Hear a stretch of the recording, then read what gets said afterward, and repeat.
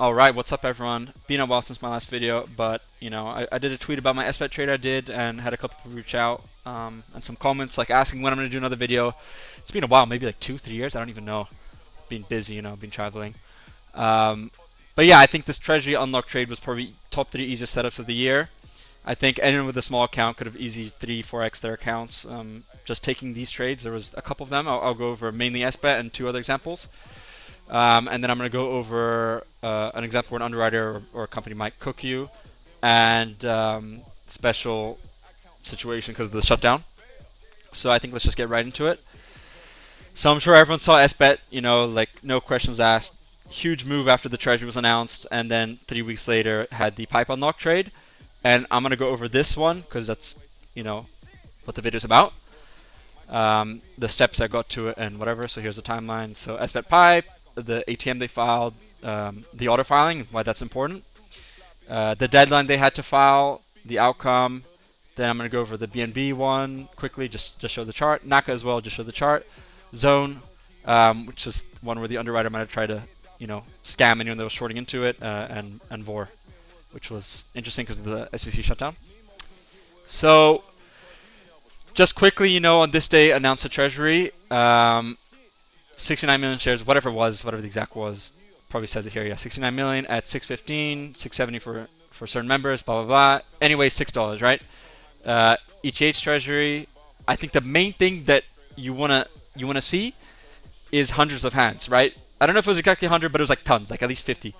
The more hands you have in a pipe or any type of offering or secondary offering, usually the better the outcome once those players can sell, right? Because you could have a situation like Tenon where there's lots of people short, and then you have one player taking the whole offering, and then you have all these people shorts, and you have the one hand, and how do you know he's going to sell, right? And if he doesn't sell, there's just people left to cover and whatever. Or the opposite can be true, where you have like 50 players, if the stock is trading at a premium to the pricing or whatever, what are the odds half of those guys aren't just going to rush to the exits to dump straight away, right? I would say usually like 3 is a good minimum. 2 can be a bit scary, but once you have 3, you're usually good. At least one of those guys probably going to sell, and the more the better. Also depends the type of shareholder, whatever. So yeah, that was it. Had a huge run up, but the key thing that made this trade what it was the S3 ASR. The S3 ASR means that the filing is automatically registered. Usually when you see a pipe, they'll file an S1. You see that a lot with small caps, or even like the S1 secondary offerings, or anything. Usually you see an S1, then they amend, and the SEC gives them effect, then they can sell, right? But in this case, they filed an ASR, and the rules to get an ASR eligibility, it's a little. I think a lot of it depends on what lawyer they have, because these guys weren't above an MVPH of 750 million when they filed. I think they used those pipe shares, which is a bit interesting because those pipe shares aren't registered.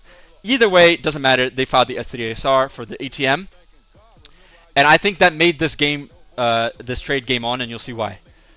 I'm not going to go over the ATM trade. BMNR actually had an even better one, which I think a lot of people did well on. But yeah, so they filed the S3 ASR, and you'll see why that's important. But going back a little bit, in the registration rights agreement, you can see that it's within 15 days of the closing of the offering, they have to file the registration statement for the pipe, the Treasury pipe, right? The 69 million shares at $6.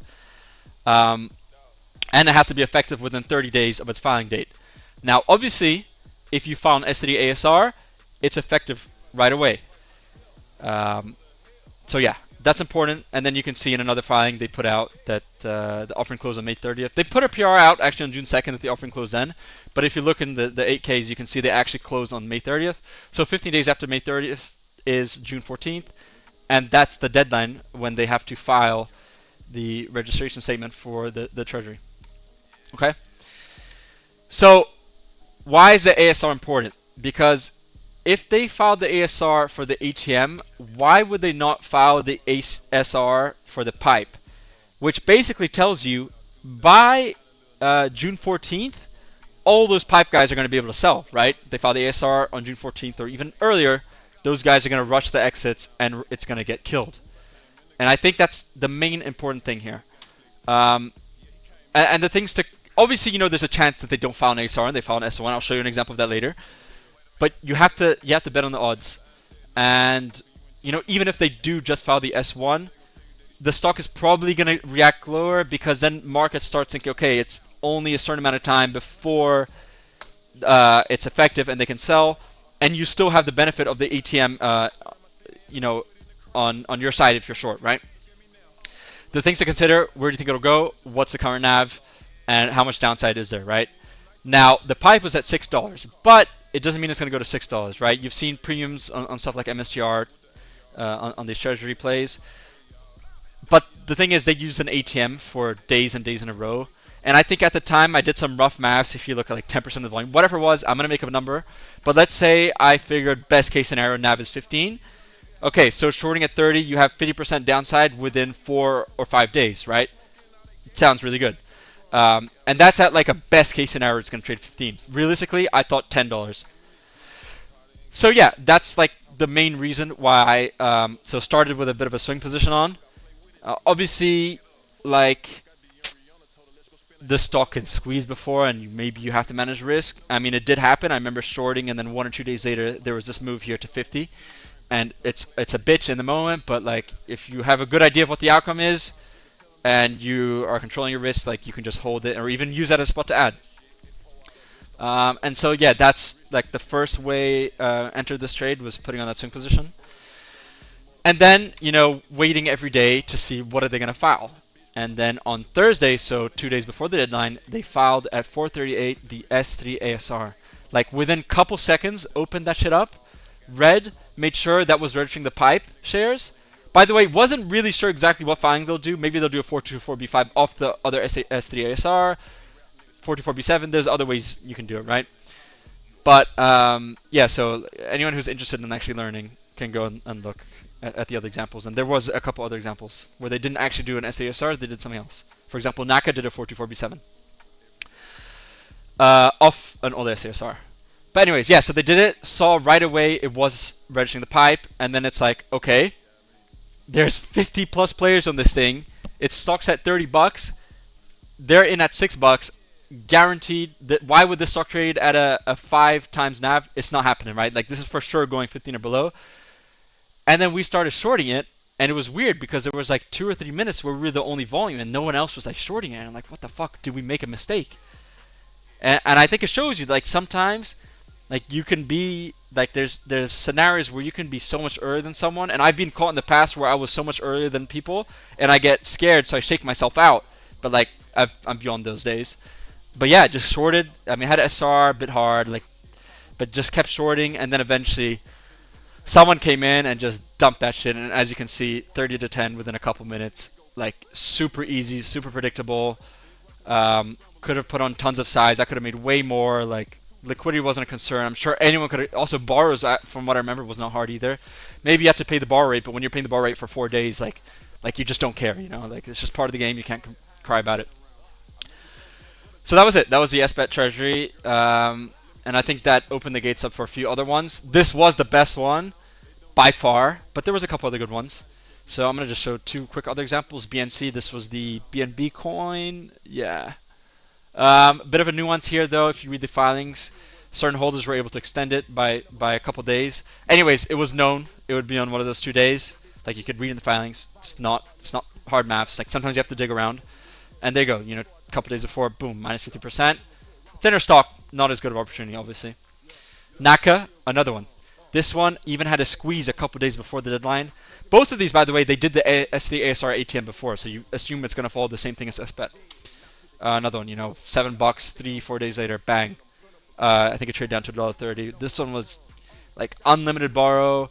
Like, you could put unlimited shares, like, no issue. Unlimited obviously depends how big you are, right? Let me go back. So yeah, those are 2 other examples. There was plenty more. And I'm going to go over Zone.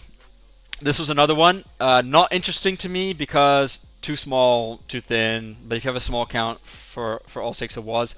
So they actually filed an S3 when they could have easily done an S3 ASR.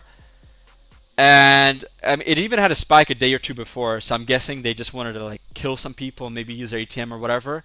And just to show you how scummy, a month and a half later, they did an RW and then filed an S3 ASR the same day. So they very well could have filed an S3 ASR on in the beginning, but instead they filed the S3. So it just goes to show you, like, SBET could have been the same thing. They could have said, okay, let's just do an S3, let's draw it out a little bit longer. So that's always like a risk, and you never know where these can go. But yeah, didn't take this trade here at all. But like when I saw the RW, like the most obvious thing in the world, tomorrow the SCSR is gonna come out. I guess maybe some of the players pressured them because of the shutdown. They're like, okay, come on, it's time, just withdraw and do an ASR. And then here's another interesting example. This is not a Treasury name, but it was a pipe. So they did like a huge pipe. This is split adjusted. Maybe it's off by a little bit. Stock was trading at 30, but it had a 28 million share pipe at 625. Float 4 to 5 million. Not like it's like not a large cap, but like not micro either. 140, 50 million market cap at the time. And you can see in my notes that they had to file the offering registration statement no longer than 30 days after the approval, and then they had to get effect within 5 days if it wasn't being reviewed by the SEC, and that's like a key thing. Anyone who understands a lot of filings will know like they don't always review the filings, so you can have a good guess, but I would have said 80% chance 5 days after they file it's effective. That's my guess. Yeah, August 25th was the meeting, so I'll show you on the chart. So here's the pipe, blah blah blah, gazillion shares. There's a meeting, so a month later is the filing deadline. They actually filed the day before, but then right before the effect deadline, assuming they don't get a review, the SEC shut down. And so I was short this one, and I actually just cut it. I cut it for a loss. I couldn't be bothered to hold. Probably should have, because I figured, okay, like who knows how long I'm gonna be in this. It's a volatile stock. I can't be bothered. But yeah, that would have been an insane one. I think it would have done what it did later. They ended up doing an offering. I don't think it's even effective yet, but I think that would have been easily trading down below 15. So that's unlucky, but that stuff happens. And that's it. Hope you guys enjoyed. Any comments, questions, leave it down below. I don't know if I'll do another video. I have like so many trips coming up and I just can't be bothered, but yeah, that's it. And good luck to everyone.